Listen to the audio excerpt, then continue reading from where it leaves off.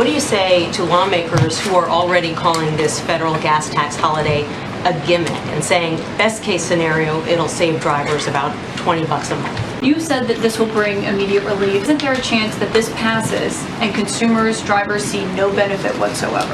The Fed chairman was on the Hill today. Is the war the primary driver of inflation? And his answer was no. Is he wrong? I didn't hear what he said on that. Quote was, no, inflation was high before, certainly before the war in Ukraine broke out. Well, I think Senator Manchin said he's not yet a yes on this to pass this, and how does he respond to the criticism from some Republicans that this is a stunt? Yeah, let's just take it one step at a time. What's up, you guys? It's Steve here, and today is the day. There was going to be an emergency meeting taking place between the White House and Big Oil to see if we can resolve these high gas prices, maybe have a federal gas tax holiday or gas rebate checks. We're going to see what comes out of this, and I'm going to get you caught up on the latest. We've got video footage and articles you are not going to want to miss. Today is the day. This is your breaking news, stimulus check update, and stimulus package update. Now, I've got video footage from Energy Secretary Jennifer Granholm, and you're going to be hearing her responses in yesterday's meeting as she's going to be entering into the meeting today with Big Oil. And take a look at the headlines, you guys. Oil CEOs will visit the White House for an emergency meeting. Chevron, ExxonMobil CEOs set the stage for Thursday's meeting with Biden officials. This is taking place today. U.S. oil refiners to meet with Biden officials in a high-stakes price talk. And take a look, you guys, very quickly. This coming out today from Reuters. Major U.S. oil refineries will meet with the U.S. Energy Secretary Jennifer Granholm, who we're going to be hearing from in just a second, and other Biden officials on Thursday in an emergency meeting about how to lower record-high fuel prices that are squeezing American consumers. Now, the two sides are meeting with a promise to work together in good faith, but they appear to be far apart on solutions, and the discussions come as tense moments between Biden and Big Oil, as the president has spent the last few weeks bashing CEOs for reaping huge profits from fuel supply crunch exacerbated by the Russian invasion of Ukraine. Now, they're going to have to try to see if they can work together to get some sort of solution done. However, that's not all. The president has quite an uphill battle on this. As take a look, you guys. Biden announces a likely doomed gas tax holiday, and here's why. He's got to get Congress on board. Biden wants a gas tax holiday. Here's why Congress isn't on board. U.S. Senator number 2 Republican says gas tax holiday is dead on arrival. John Thune saying Republicans do not support this in the Senate. But that's not all. I shared with you yesterday Senator Joe Manchin to vote against President Biden's proposed gas tax holiday as well. And if you missed that video, check it out. As right before the president made his announcement, Senator Joe Manchin came out and said, I'm a no. This makes no sense. It's not going to help out the American people. It's not worth it.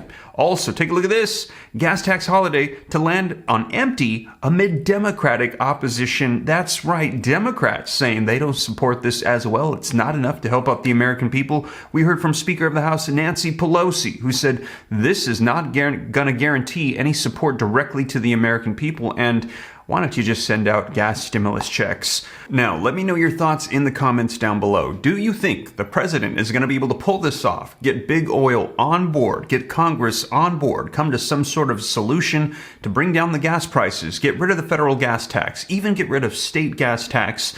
Or what about stimulus checks? Do you think he's going to be sending those out? Is that a better solution? Maybe sending out gas rebate cards and checks? Let me know your thoughts. Do you think they're going to be able to pull this off? Today is going to be a huge indication as they're going to be meeting with Big Oil, and I will keep you up to date. Let me know your thoughts, you guys, but let's dive into the video footage and take a look and hear directly from the White House Energy Secretary Jennifer Granholm. Now, before we do me a quick favor. If you appreciate the updates, don't forget, smash the like button for the YouTube algorithm. Just takes a second. Helps me out a ton if you appreciate the content. Thank you so much. Also, if you want to stay up to date on everything going on, stimulus, Congress, the economy, take a quick second, smash the subscribe button. It's totally free. Why not? Come join the Ram fam. And if you want to stay up to date, turn on that notification bell to be notified as soon as I get updates. And any specific questions for me, hop on to Instagram, shoot me a DM at SteveRam3. I'll do my best to get you any answers to any questions you have. I get a lot of DMs, so give me some time, but I will do my best to respond to any questions you got.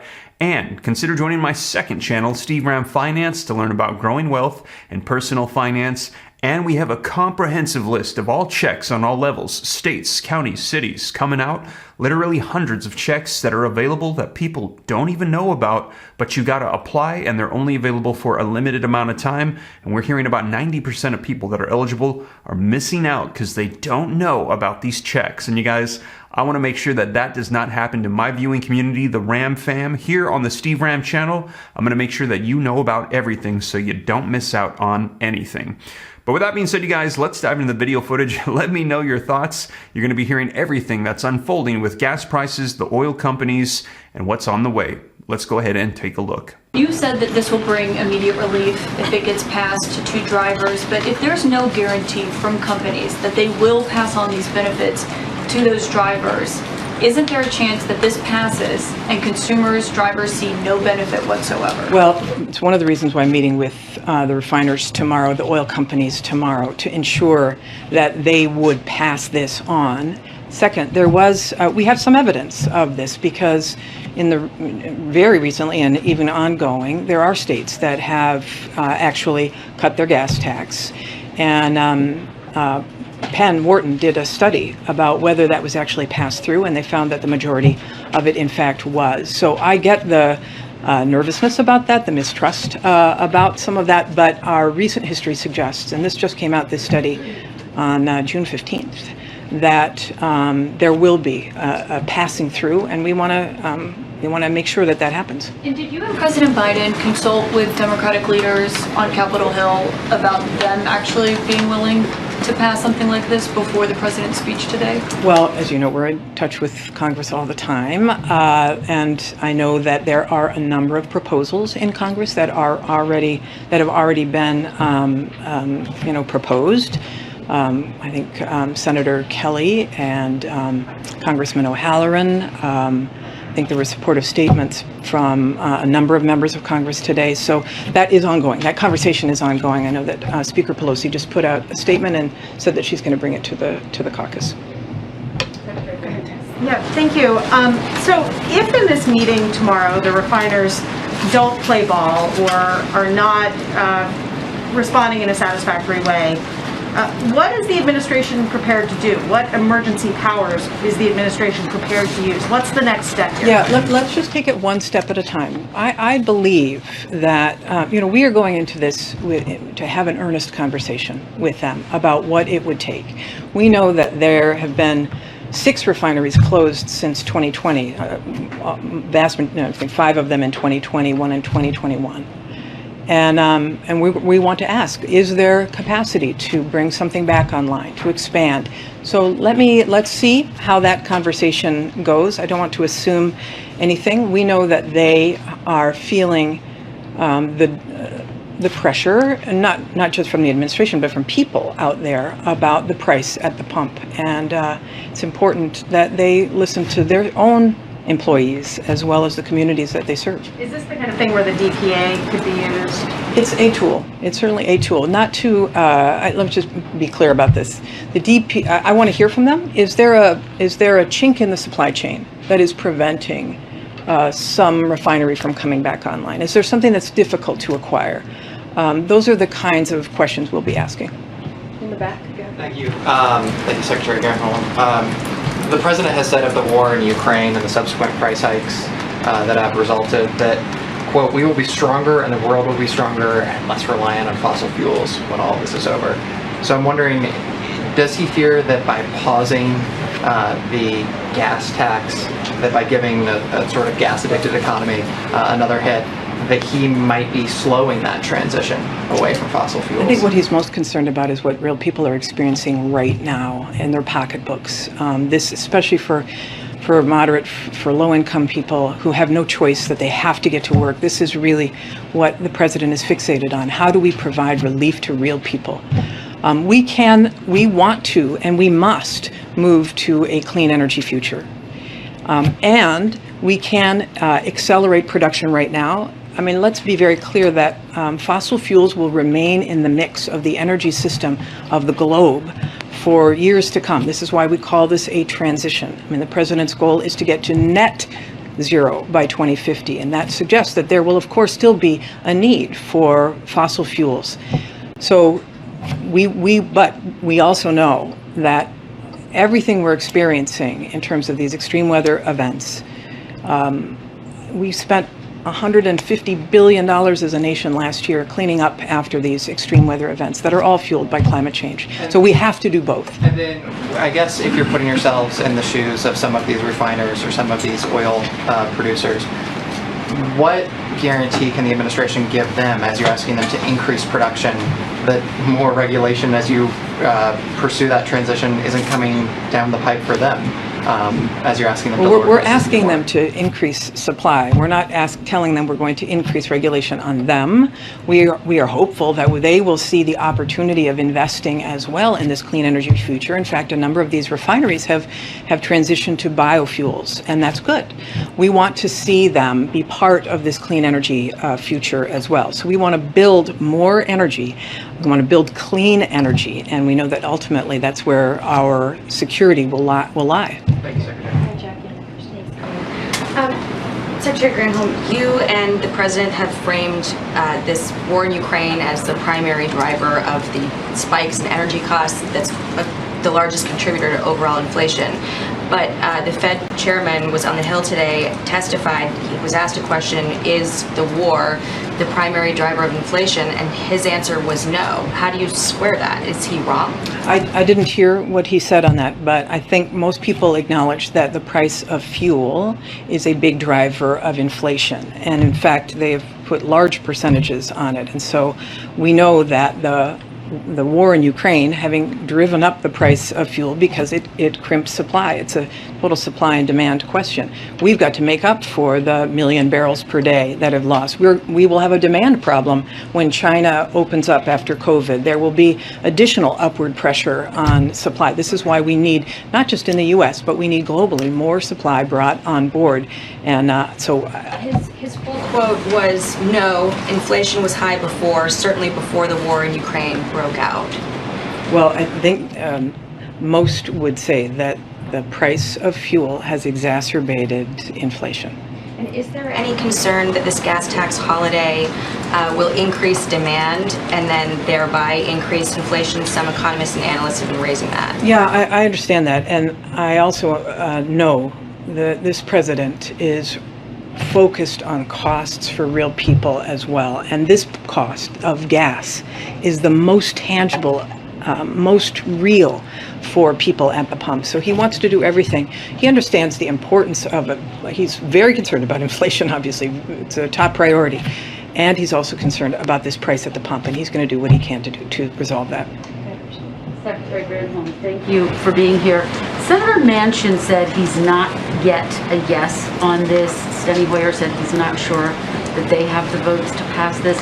Why is the president proposing something that doesn't have the support of Democrats yet? Well, enough I mean, support to pass. This is a conversation, right? So that conversation is ongoing, and I know that those Democrats are also concerned about the price their constituents are paying at the pump, and Republicans are as well. I mean, that is the issue. So hopefully, in the past, Republicans have introduced a gas tax holiday, and there's no time that's more acute than right now. What is the strategy to get it passed? So the president obviously making this announcement ahead of the July 4th holiday. What is he going to do to get those Democrats and Republicans on board to pass this? And how does he respond to the criticism from some Republicans that this is a stunt because he doesn't have the votes? Well, he's going to be having these conversations with Democrats and Republicans. I would hope that both sides of the aisle are listening to their constituents about getting relief.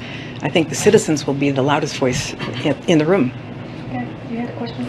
Yes, two sort of decision-making questions. One, why 90 days? Is there a belief that after 90 days the market will stabilize? It's the summer driving season is how they were framing this, how the focus was on. And what would be the proposal to Congress to backfill the Highway Trust Fund? Yeah, I mean, And do you have an estimate for how much the 10 trust fund would be billion, hit? about 10 billion. And yeah, clearly we do not want to see the Highway Trust Fund hurt.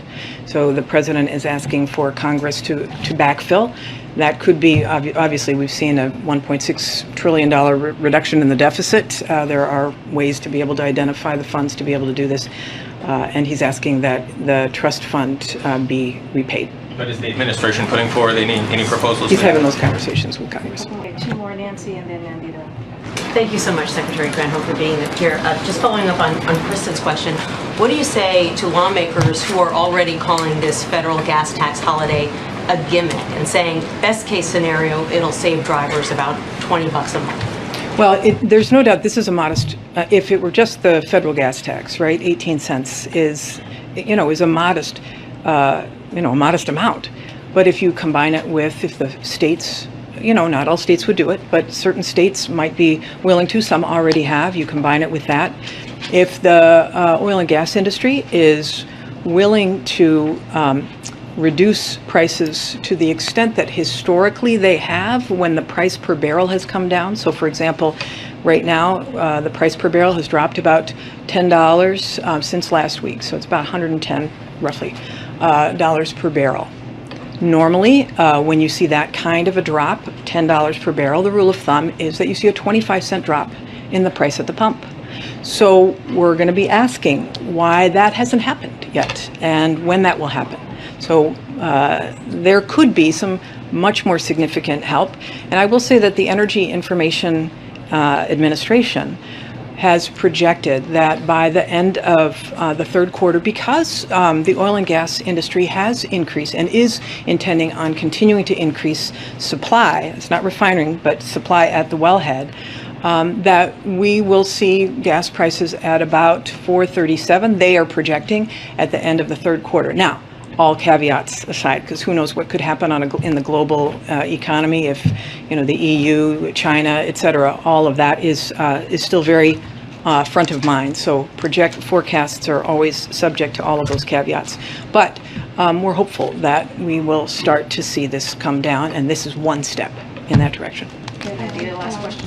Thank you. Thanks, Greg. Just a quick question on refining capacity, especially when we're talking about sort of asking refiners to produce more. That sort of takes time, right, Secretary? I mean, it's more sort of, appears to be more of a medium-term solution. According to you, how much of an impact do you think that will have immediately on gas prices? Well, this is the question to ask them. I mean, obviously building a new refinery is a much longer strategy, right? But there have been refineries that have been announced to be closed. There are some that have recently closed. What is the capacity? These are the questions. What is the capacity to bring some of that, and what is their capacity to bring more capacity online? These are the questions that we'll be asking. And a quick one on, some of the industry participants who are expected at this meeting tomorrow with you are expected to talk about sort of urging the administration not to ban fuel exports, and that is something that we're reporting from sources. I'm just sort of wondering what your response to that would be if such a demand is made, and are you considering such a decision in the first place? Yeah, I will say this: there have been an awful lot of solutions that the president has been considering since the war began, since these prices started to jump up. And I don't think anyone is taking anything off the table. He's not proposing that at this moment, but he's not willing to take tools off the table. But we do want to listen, for sure. And there may be consequences that have to be considered on doing something like that that would have adverse impacts on everyday citizens, and we don't want that either. Okay, great. Thank you. Appreciate it. Wow, so there you have it, you guys. Let me know your thoughts in the comments down below. Some really good questions, right to the point in that interview.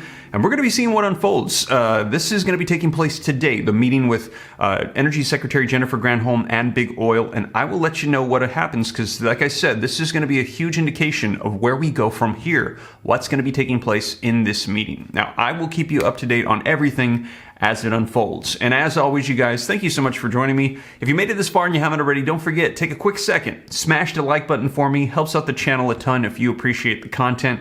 Thank you so much. Also, leave your comments. Love to hear your thoughts. Share this out if you think it could help out others. And if you want to stay up to date, it's free. Why not? Come join the Ram fam. Smash the subscribe button. Turn on that notification bell. Any specific questions for me, shoot them to me in the DM on Instagram at SteveRam3. Consider joining the second channel, Steve Ram Finance, to learn about growing wealth and personal finance. And keep an eye out for that comprehensive list of all checks I'm going to be releasing here very soon, working away so that way you don't miss out on anything. But with that being said, you guys, once again, thank you so much for joining me, and I will catch you in the next one. Take care. God bless. This is Steve.